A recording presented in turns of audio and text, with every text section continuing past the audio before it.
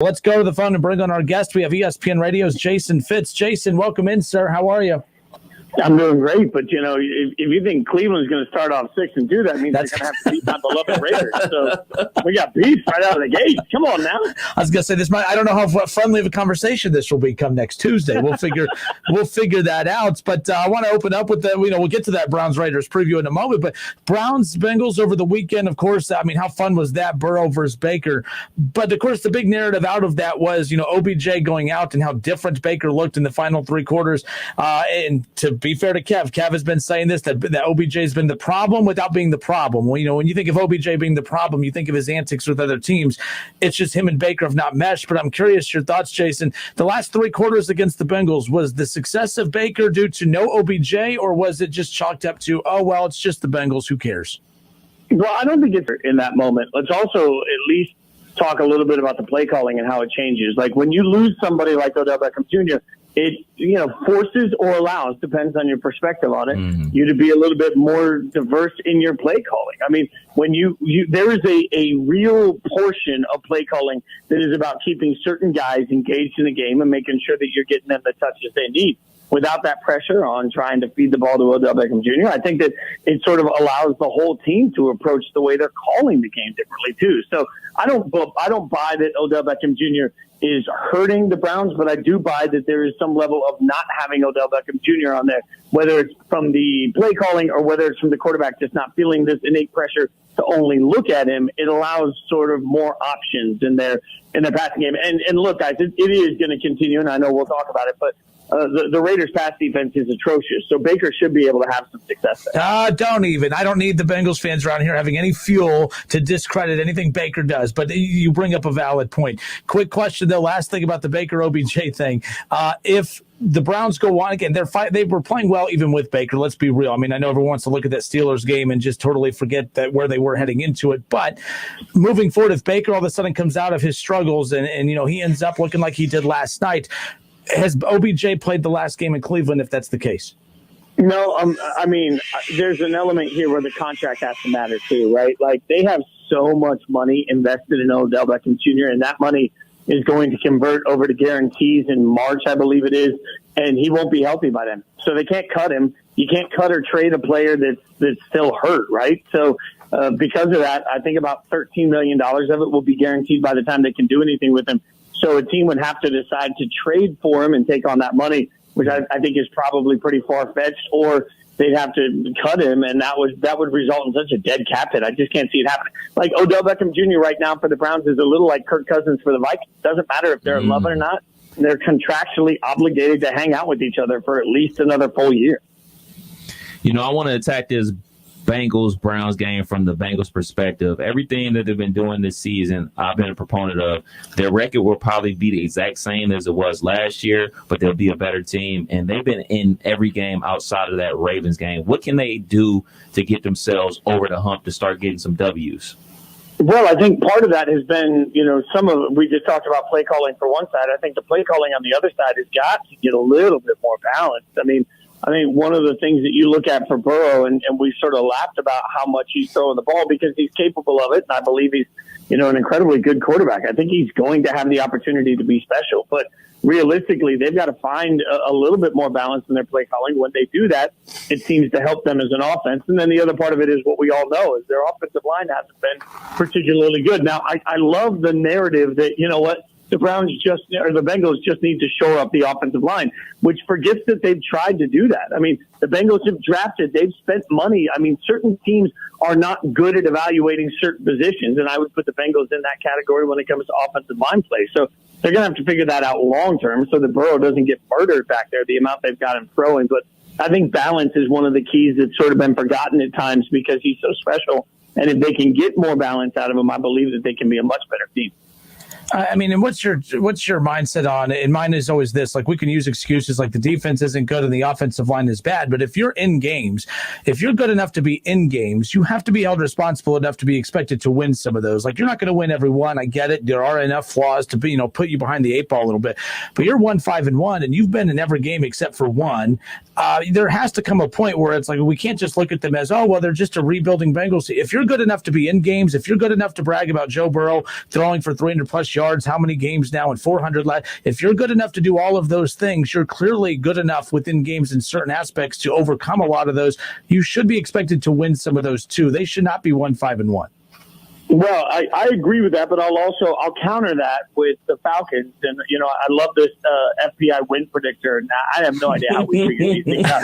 But the win predictor for the Falcons had them at 99.9% against the Cowboys. They lost. 99.6% against the Bears. They lost. And then 96% against the Lions, all late in the fourth quarter. And they lost all these games. Like, there just seems to be, I think one of the issues for some teams is that, as oversimplified as it is certain teams just find ways to lose games, right? So that's part of the cultural shift that has to come in. But I think the other frustrating part, if you're a Bengals fan, is you can look at each game and there's not one play or player that continually bites them in the butt. It's like they're passing the hot potato of just forgetting the moment or how to football in the moment from one guy to the next. And there's not an easy solution to that. They've got to find a way, to your point. I think if they could win one of those games, it gets enough of the monkey off their back that it can sort of relax. I've always been bothered by the concept of needing to find a way to, like, you got to learn how to win close games. Like, these are all elite athletes. They know how to win close games. But that is still true in many locker rooms. Like, they just got to find a way to get over the hump, and then they have that belief. After getting off to a hot start, the Patriots are now 2-4. They got thrashed by the 49ers on Saturday. What is up with Cam? Yeah, he doesn't look right. And, one of the things I talked to on the show last night with Sarah, we talked a little bit about this. I don't want to use COVID as an excuse, but I think it needs to be part of the conversation here. Ever since he's come back from COVID, he's looked much different. And for everybody, that hits everybody differently. So I don't know, and I'm not sure we'll ever know how great he's feeling, but you're 1,000% right that Cam doesn't look good. And I think the other part of it, though, the under-talked about part of this, is that we were told in the draft last year that Jarrett Stidham was the reason they weren't interested in looking at a quarterback, even if they had the opportunity to draft one last year. If Stidham can't beat out this version of Cam, then what are they doing with him? So, I'm a little surprised that Stidham hasn't gotten any traction in this. And if he doesn't get any traction and Cam continues to play poorly, that to me is a sign that the Patriots are all out on Stidham, and which is what we expected. We were just sold a different bill of goods. NFL trade deadline is right around the corner. We're hearing rumors about the Falcons basically blowing everything up. What are you hearing? Yeah, the same. And the Jets seem to want to be active too. And I understand it. Like, I understand bad teams just dumping payroll and pressing the reset button. But I will ask, does 2020 not play into the mindset for anybody? Like, I'm curious how the trade market is going to be affected from two sides. One, how much do you have to take into account that this has been the weirdest offseason you could ever imagine for the team you have assembled? Mm-hmm. But two, how much are you going to be willing to give up, not knowing if we're even going to see this thing through fruition? I mean, we all presume we are. I understand that. But is the team going to give up a bunch of huge draft picks for example, for Gilmore, like everybody's saying today, the Patriots might be shopping him. Well, are you willing to give up a bunch, not knowing how the season's going to play out, whether or not you'll have your full deck of starters most games, how that will affect your playoff seeding? Like, I think there's a lot of variables for teams that usually would be buyers that would keep them on the sidelines a little bit. So I think there's going to be less action than a lot of people think. All right, Jason, we appreciate your time. I want to send you out with this. There's word right now. We always say we're going to talk more college football with you, but the NFL just dominates everything right now. But look, the Big Ten, they come back, but it reminds me of baseball's first weekend when their opening weekend, and you couldn't even enjoy it because all the COVID narratives that started, unfolding. Wisconsin right off the bat, they were already playing with the backup quarterback who looked really good in Mertz. He gets, he tests positive. Then the third stringer, technically the backup tests positive, and now there's talks of that game might be canceled this weekend coming up with Nebraska. What is going on? And this is not a good start for the Big Ten.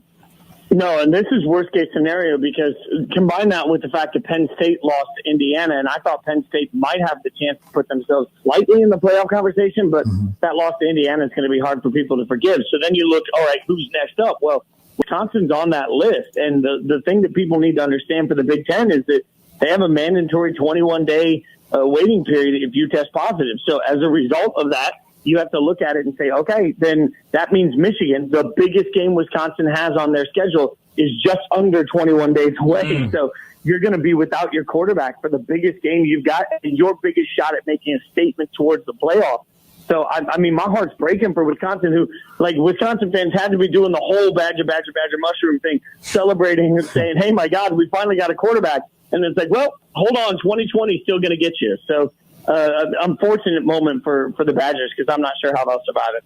All right, good stuff. You can catch Jason Fitz weeknights right here on 1410 ESPN Radio. Spain and Fitz, 7 to 9 p.m. on Dayton's ESPN Radio, 1410 Wing AM. Jason joins us every week. Browns Raiders this Sunday. My prediction, Jason, the Browns win 35-24. What is your prediction? Oh, you're underselling the amount of points in this one. I think the Raiders are going to win this game, but I think it's in the 40 to 35 range. Like it's going to be a burner. The it's going to be Big a burner. 12. So you're giving the Browns the 35. I'm giving them. That's fair. But you're saying 40 to 35, which with the Browns defense too, that's not that, we could be Browns Bengals part 2 next weekend. It could come down to, the final moments like we saw last weekend. All right. 40-35. Jason's prediction for the Raiders over the Browns. I predict 35-24 Browns over the Raiders. Jason, good stuff as always. Thank you. You guys have a great week. Thanks. Later.